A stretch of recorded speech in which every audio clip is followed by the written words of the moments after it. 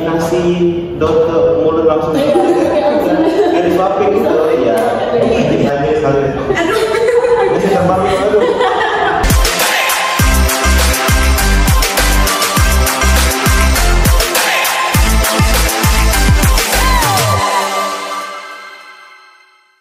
Halo semuanya, selamat datang di podcast kami. Nah, pada episode kali ini kita akan membahas mengenai topik yang sedang hangat dibicarakan nih. Nah, temanya itu apa sih? Temanya itu adalah kelas virtual menjelajahi teknologi pembelajaran. Nah, jadi kita akan menjelajahi gimana sih teknologi itu dalam pembelajaran. Tapi sebelumnya perkenalkan aku Ajeng, dan di sini tentunya aku nggak sendirian. Di sini ada beberapa narasumber yang akan menemani kita untuk berbagi informasi. Oke, silahkan untuk para kakak-kakak yang ganteng-ganteng dan cantik ini, silahkan memperkenalkan diri. Halo semua, aku Ocha. Ocha. Hai. Halo teman-teman semua, maka nama aku J. Oke, boleh sedikit di-spill nih Kak, kira-kira kesibukannya itu apa sih? Oke. Statusnya boleh deh. Oke, untuk kesibukan aku saat ini, aku menjadi ketua MPK di salah satu sekolah yang ada di Yogyakarta. Oke, kalau Kak J? Kalau aku sih masih jadi ketua juga, tapi udah mantan ketua. Jadi tadi masih ada bekas gitu. Jadi tapi tetap ada pengalaman gitu ya. Wah, sepertinya ini narasumber kita nih aktif-aktif banget ya. Oke.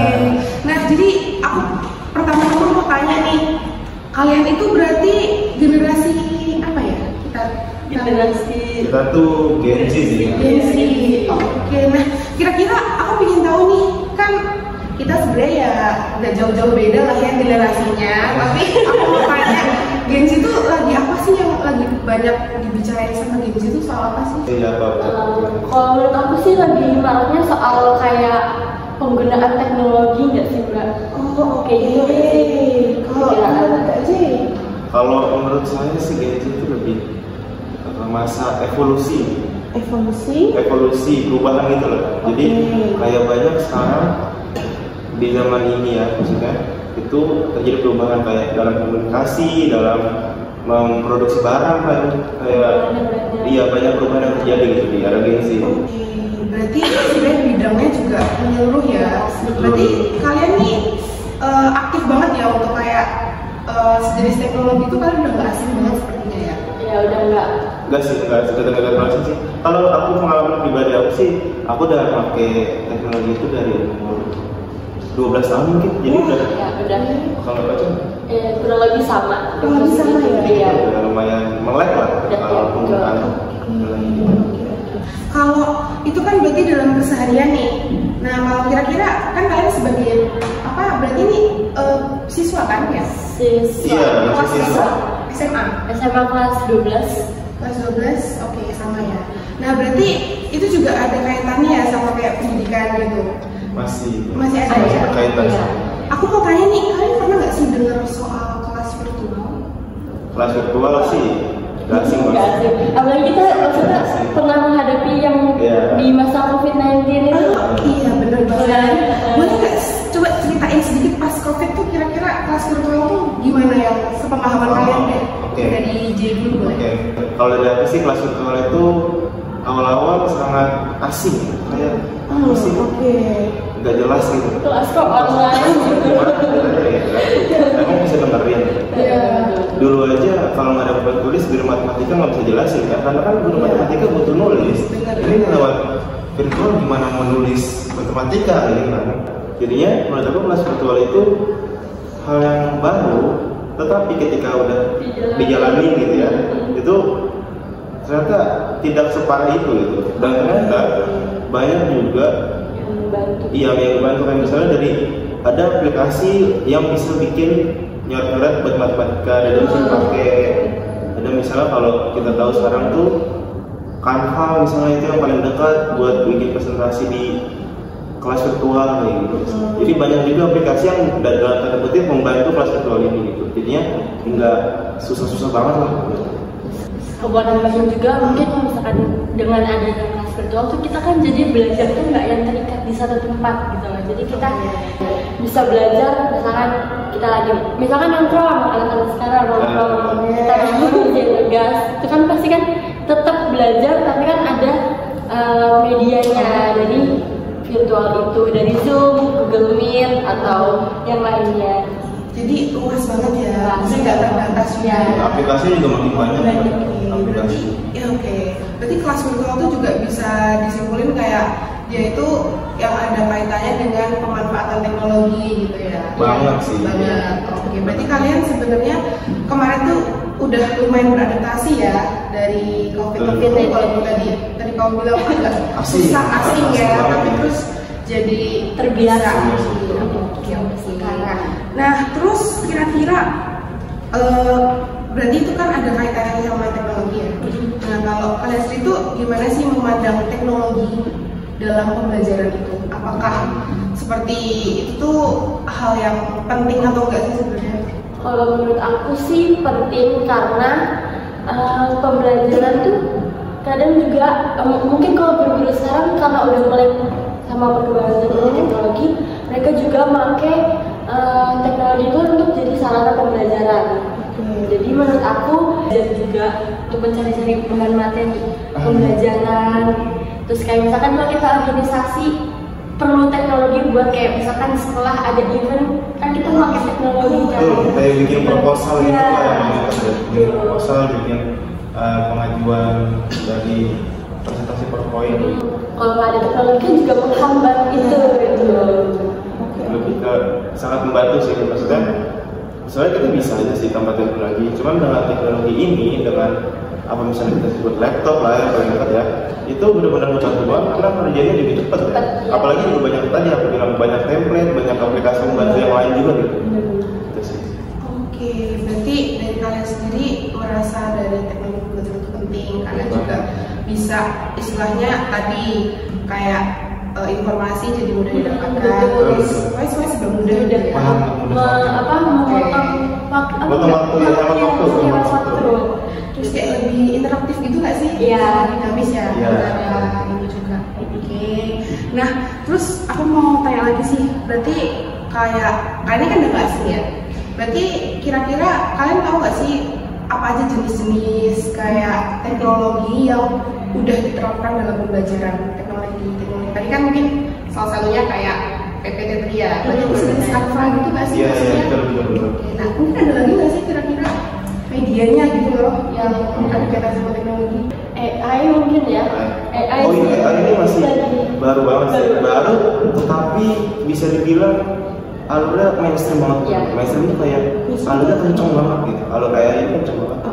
Kayak mungkin dalam waktu 6 bulan tuh dia bisa udah 4.0 ya kalau nggak salah. Jadi udah benar-benar evolusinya kenceng banget. Oke. Jadi teknologi yang bisa dibilang lagi marak akan ini. Dan juga kita sebagai bisa sebenarnya pakai karena itu bukan dalam Bali. Kalau dulu ada Google, sekarang ada AI ini lebih cepat malah. Semua yang kita tanyakan bakal langsung terjawab gitu, dengan lengkap dan rinci isinya. Jadi benar-benar membantu banget untuk sesuatu. Cuman ya tetap harus dikontrol pemakaiannya. Diklasifikasi karena ya ini kan buatan manusia, jadi kan dan manusia itu kan manusia yang tidak sempurna gitu. Jadi pasti ada ketidaksempurnaan yang harus kita tutupi juga. Terus satu lagi mungkin platform yang baru juga kita rasain pas zaman COVID itu ada Google Classroom. Google Classroom untuk mengumpulkan tugas ya. Iya, mengumpulkan tugas itu hal yang baru sih buat kita kemarin karena sebelumnya kita benar nggak tahu soal aplikasi itu. Setelah bahkan nggak tahu cara makainya. Iya, cara makainya kita nggak tahu. Ini gimana cara ngumpulin tugas gimana? Setelah akhirnya mencoba pakai itu ternyata mudah banget dan simple sih. Simple banget. Nggak perlu yang capek-capek harus gini-gini aja langsung ngumpulin langsung ke gurunya gitu. Kita nggak pernah nge-print kayak dulu bikin naskah buat pelajaran KKN misalnya performance kita print tuh terus kerjain kita nge-print kumpulin. Nah kalau sekarang tinggal bikin save masukin ke Google Classroom kumpul tidur lagi cepet banget. Tidur lagi. Jadi sini. Oke, berarti emang dari kalian sendiri kayak itu tuh apa ya? Berarti penggunaannya tuh udah kayak bener-bener membuat memberikan manfaat gitu ya. Oke, aku paham banget kayak emang tadi bener AI itu emang sekarang cepat banget untuk ininya. Cuman emang terkadang ini nggak sih, kalian menyadari nggak kadang dari banyak jenis tadi teknologinya itu pasti ada plus minusnya ya? Pasti ada. Kira-kira kalau dari kalian sendiri, berarti tadi kalian udah menerapkan AI di dalam pembelajaran kalian gitu ya? Iya. Nah, itu kira-kira tadi kan manfaatnya nih. Nah, kira-kira kalian menerima nggak sih kayak dampak negatif yang kalian rasain? Jadi dampak negatif semua itu ke kita gitu ya? Iya. Kalau menurut aku dampak negatif ke akunya ya, yang tadi aku bilang tadi itu langsung tidur gitu lah. Jadi sebenarnya banget ya, tidak bisa dimungkiri ya. Kita jadi malas. Kita jadi malas banget. Ya, kita coba ambil flashback dari zaman dulu deh. Zaman dulu itu kan ketika masih pakai apa tuh mesin ketik itu, mereka itu kan harus nyari dari buku kan. Sumbernya itu dari buku, dari jurnal, mereka harus ke perpus, mereka di sana bisa 4 jam 5 jam nyari. Baca satu-satu. Ya. Kita berbeda lagi kan sekarang waktu itu ya Google. Kita ketik di Google, kita cari-cari nemu. Tapi tetap harus baca juga. Ya, harus baca. Sekarang ada AI lagi, kita tinggal nanya, jawabannya muncul semua langsung. Lengkap. Kayak dikasih dot ke mulut langsung. Kayak disuapin gitu ya. Nah jadi akhirnya kita literasinya kurang. Literasi sangat kurang. Jadi nggak tidak kritis juga gitu. Karena kayak jawaban yang ada ya udah kita tahu aja. Mentah-mentah tanpa kita cari tahu dulu ini tuh valid atau enggak gitu. Jadi kita cuma ambil enaknya aja udah ambil ini kelar gitu. Bahkan orang tuh dulu bikin tugas itu, misalnya disuruh tugas agama ada 4 soal, bisa diselesaikan 5 menit itu bisa selesai. Bisa. Itu ya. Cepet banget. Oke. Bener sih, bener banget. Dan itu kita jadi males, kita jadi nggak kritis. Kita jadi nggak, istilahnya kita nggak punya ilmu yang didapat. Betul, ilmunya nggak masuk. Nggak masuk ke kita. Nah, karena kan bukan kita yang jawab. Yang bikin bukan kita. Iya. Betul. Oke, ya sih, bener banget. Aku juga setuju banget kayak yang tadi. Karena ada evolusi tadi ya, jelas jadi ada perbedaan. Kalau dulu emang perlu buku, kayak setiap ini kalian tinggal ke perpus gitu ya, cari buku ribet-ribet. Tapi kalau sekarang tinggal ketik aja itu buku apa gitu, pasti udah ada PDF-nya.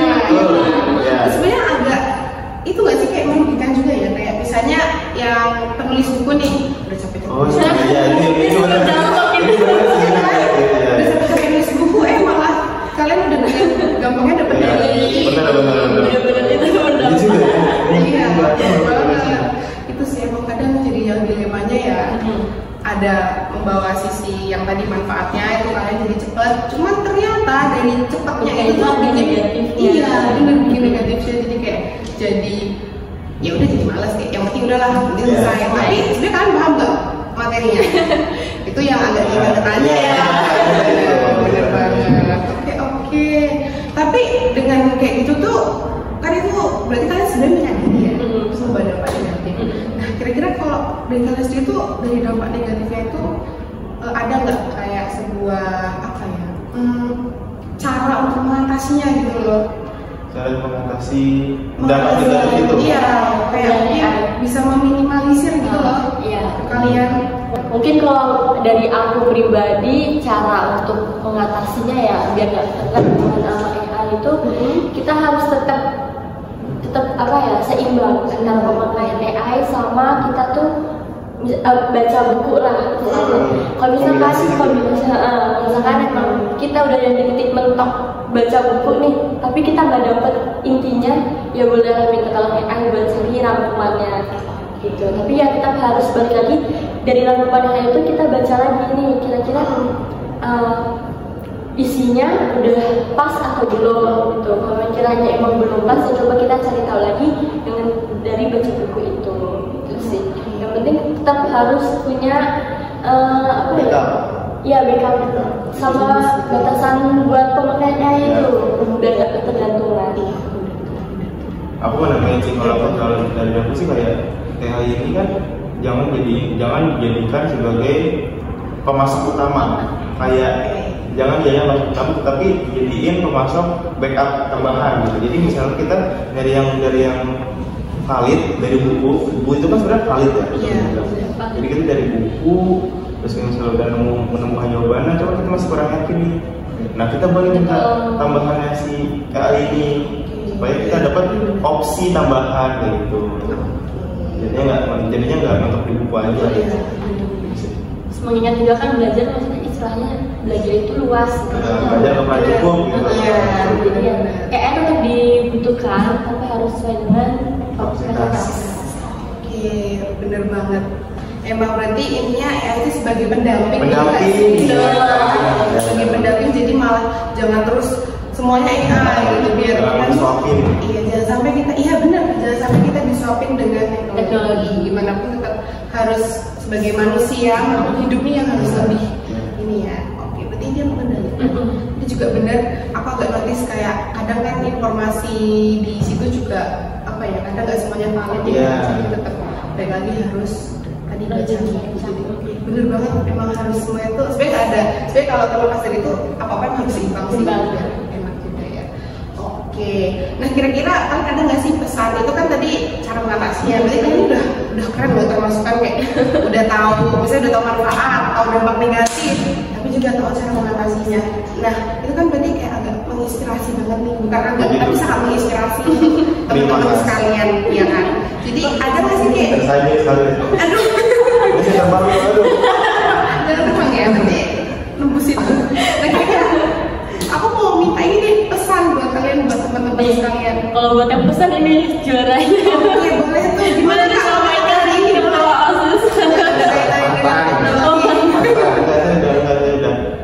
retire gitu. Kalau pesannya pesan untuk teman-teman berarti ya? Iya. Oke teman-teman dengerin ya. Pasang pemikiran pada di sini. Pesan saya soal ini yang soal penggunaan AI dan teknologi ini masa pembelajaran kita semua. Oke teman-teman semua, pesan saya untuk kalian yang ada yang mendengarkan. Untuk penggunaan AI ini bisa kalian jadikan seperti yang tadi Kak Ajeng bilang sebagai pendamping. Jadi kita sebagai manusia Gen Z, sebagai manusia yang akan meneruskan bangsa ini, kita kan akan menjadi pemimpin kan generasi kita ini. Jadi jangan sampai karena kita nanti ke depan akan menjadi pemimpin, tetapi kalau dari remaja ini kita sudah sering disuapin, tidak kritis. Nah, gimana bangsa ini jadinya? Akan membahayakan bisa dibilang kan? Karena kita tidak punya pendirian, kita tidak punya prinsip yang mau dipegang kayak gitu loh. Jadi karena kita disering disuapin, maka dari itu yuk teman-teman kita lihat kalau sebagai teknologi ini sebagai pendamping aja, membantu kalian sebagai istri kalian, suami kalian, tapi tetap kalian harus bergantung sama diri kalian sendiri.